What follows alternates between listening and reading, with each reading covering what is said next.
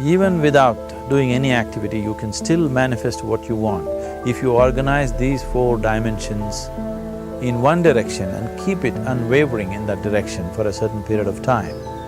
Now he believes Shiva will do it for him and it will happen.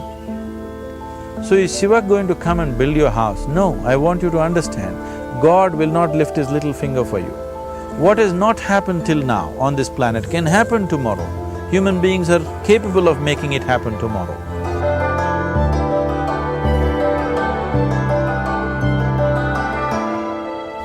Everything we as human beings have created on this planet was essentially first created in our minds.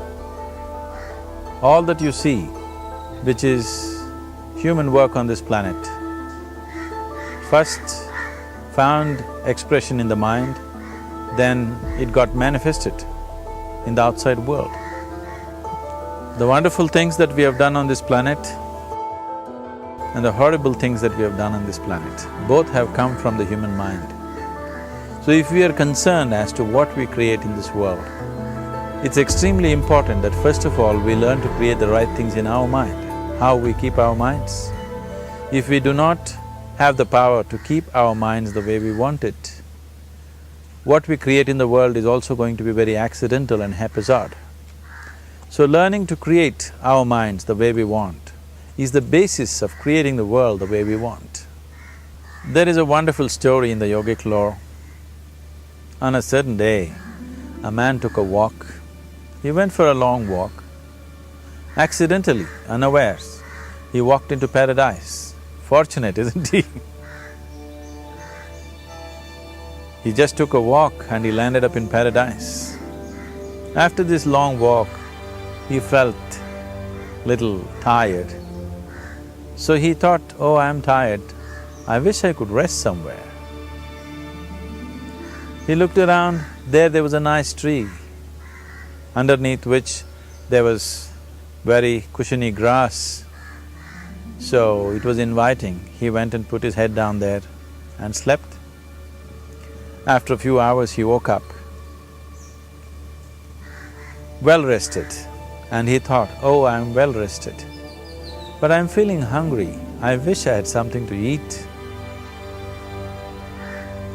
And he thought about all the nice things that he ever wanted to eat in his life. And instantly, all those things appeared in front of him. You need to understand, there the service is like that. Hungry people don't ask questions. Food came and he ate. Stomach became full. Then he thought, oh, my stomach is full, I wish I had something to drink. All the nice things that he ever wanted to drink, he thought about it and all of them just appeared in front of him. Drinking people also don't ask questions, so he drank. Now with a little bit of alcohol in him, you know Charles Darwin told you, all of you are monkeys, your tail fell away. Not me, Charles Darwin told you that you were all monkeys and your tail fell away and then you became human. Yes, definitely the tail fell away. But the monkey, in yoga, we always refer to an unestablished mind as markata, which means a monkey. Why we are referring to the mind as a monkey is, what are the qualities of a monkey? One thing about a monkey is, it's unnecessary movement. And another thing about the monkey is, if I say you're monkeying somebody, what does it mean? Imitation. Monkey and imitation have become synonymous. So these two essential qualities of a monkey are very much the qualities of an unestablished mind. Unnecessary movement, you don't have to learn it from the monkey, you can teach it to the monkey. And imitation is full-time job of the mind. So when these two qualities are on, a mind is referred to as a monkey. So this monkey became active within him. He just looked around, Thought, what the hell is happening here? I asked for food, food came. I asked for drink, drink came. There must be ghosts around here, and ghosts came. Oh, the ghosts have come, they're going to surround me and torture me, he thought. Immediately the ghosts surrounded him and started torturing him. Then he started screaming in pain and said, oh, they're going to kill me, and he died. Just now he said he's a fortunate being. The problem is he was sitting under a kalpa vriksha or a wishing tree. He asked for food, food came. He asked for drink, drink came. He asked for ghost, ghost came. He asked for torture, torture came. He asked for death, death happened. Now don't go looking for these kalpa vrikshas in the forest. You can barely find a tree these days. A well-established mind, a mind which is in a state of samyukti, is referred to as a kalpa vriksha. If you organize your mind to a certain level of organization, it in turn organizes the whole system. Your body, your emotion, your energies, everything gets organized in that direction. Once all these four dimensions of you, your physical body, your mind, your emotion and the fundamental life energies are organized in one direction, once you are like this, anything that you wish happens without even lifting a little finger actually. It would help to assist it with activity, but even without doing any activity, you can still manifest what you want if you organize these four dimensions in one direction and keep it unwavering in that direction for a certain period of time. Right now the problem with your mind is, every moment it is changing its direction. It is like you want to travel somewhere and every 2 steps if you keep changing your direction, the question of you reaching the destination is very remote unless it happens by chance. So, organizing our minds and in turn organizing the whole system and these 4 basic dimensions of who you are right now in one direction, if you do this, you are a kalpavruksha yourself. Anything that you wish will happen. But right now, if you look at your lives, everything that you have wished for till now, if it happens, you have finished. Everything and everybody that you have desired for, if all of that lands up in your house today, could you live with that? Once we're empowered like this, it's very important that our physical action, emotional action, mental action and energy actions are controlled and properly directed. If it is not so, we become destructive, self-destructive. Right now, that is our problem. The technology, which is supposed to make our life beautiful and easy, has become the source of all the problem that we are destroying the very basis of our life, which is the planet. So what should have been a boon, we are making a curse out of it.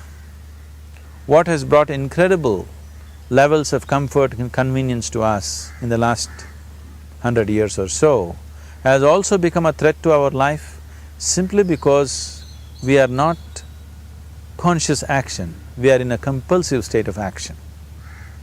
So organizing our minds fundamentally means moving from a compulsive state of activity to a conscious state of activity.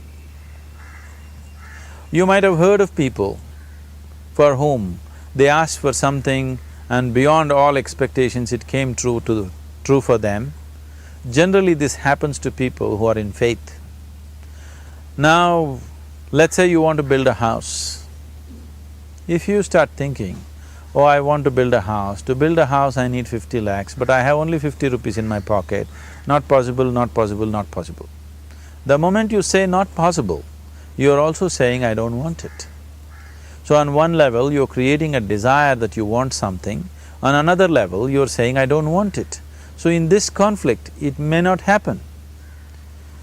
Someone who has some faith in a god or in a temple or whatever, who is simple-minded, faith works only for those people who are simple-minded.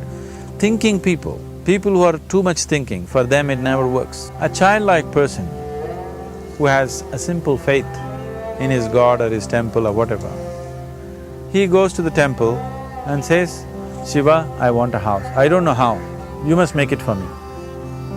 Now in his mind there are no negative thoughts. Will it happen? Will it not happen? Is it possible? Is it not possible? These things are completely removed by this simple act of faith. Now he believes Shiva will do it for him and it will happen. So is Shiva going to come and build your house? No, I want you to understand, God will not lift his little finger for you. What you refer to as God is the source of creation. As a creator, he has done a phenomenal job, there's no question about it. Could you think of a better creation than this? Is it in anybody's imagination to think anything better than what is there right now? So as a creator, he has done his job wonderfully well.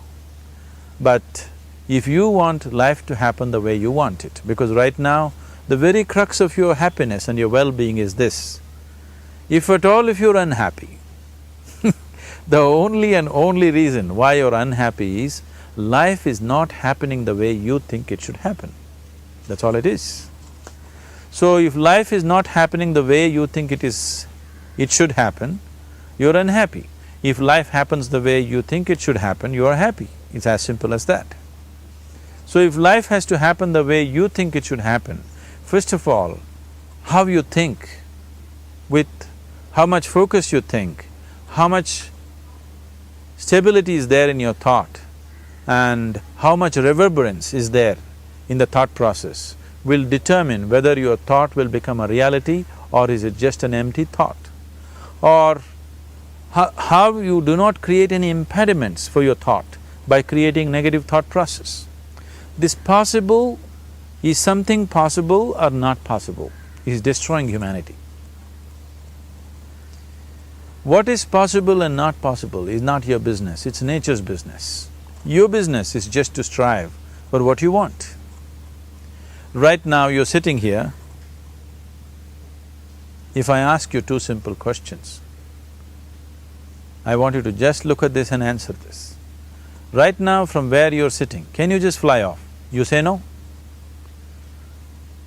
Right now from where you're sitting, can you get up and walk? You'll say yes. What is the basis of this? Why you say no to flying and yes to walking? Because past experience of life, many times you've gotten up and walked, never did you fly off. Or in other words, you're using the past experience of life as a basis for deciding whether something is possible or not possible. Or in other words, you have decided that what has not happened till now cannot happen in your life in future. This is a disgrace to humanity and the human spirit. What has not happened till now on this planet can happen tomorrow. Human beings are capable of making it happen tomorrow. So what is possible and what is not possible is not your business.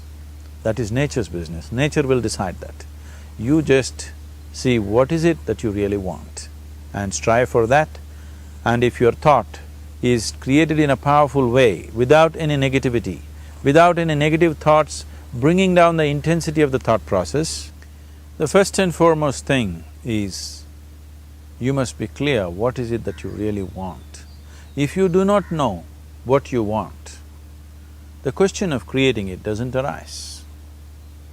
If you look at what you really want, what every human being wants is, he wants to live joyfully, he wants to live peacefully. In terms of its relationships, he wants it to be loving and affectionate. Or in other words, all that any human being is seeking for is pleasantness within himself, pleasantness around him. This pleasantness, if it happens in our body, we call this health and pleasure. If it happens in our mind, we call this peace and joy. If it happens in our emotion, we call this love and compassion. If it happens in our energy, we call this blissfulness and ecstasy. This is all that a human being is looking for. Whether he is going to his office to work, he wants to make money, build a career, build a family, he sits in the bar, sits in the temple, he is still looking for the same thing. Pleasantness within, pleasantness around. If this is what we want to create, I think it's time we addressed it directly and commit ourselves to creating it. So you want to create yourself as a peaceful human being, joyful human being, loving human being, a pleasant human being on all levels. And do you also want a world like this? A peaceful world, a loving world, a joyful world? No, I want greenery, I want food. When we say a joyful world, that means everything that you want has happened. So this is all that you're looking for. So all that you need to do is commit yourself to creating it, to create a peaceful, joyful and loving world, both for yourself and everybody around you. Every day in the morning, if you start your day with this simple thought in your mind, that today, wherever I go, I will create a peaceful, loving and joyful world. If you fall down 100 times in the day, what does it matter? For a committed man, there is no such thing as failure. If you fall down 100 times, 100 lessons to be learnt. If you commit yourself like this to creating what you really care for, now your mind gets organized. Once your mind gets organized, the way you think is the way you feel, your emotion will get organized. Once your thought and emotion is organized, your energies will get organized in the same direction. Once your thought, emotion and energies are organized, your very body will get organized. Once all these four are organized in one direction, your ability to create and manifest what you want is phenomenal. You are the creator in many ways. That which is the source of creation is functioning within you every moment of your life. It is just that, have you kept access to that dimension or not? Organizing the four basic elements of your life will give you that access. There are tools and technologies to do this. The whole science of yoga, the whole technology that we refer to as yoga is just about this, transforming yourself from being just a piece of creation to become a creator.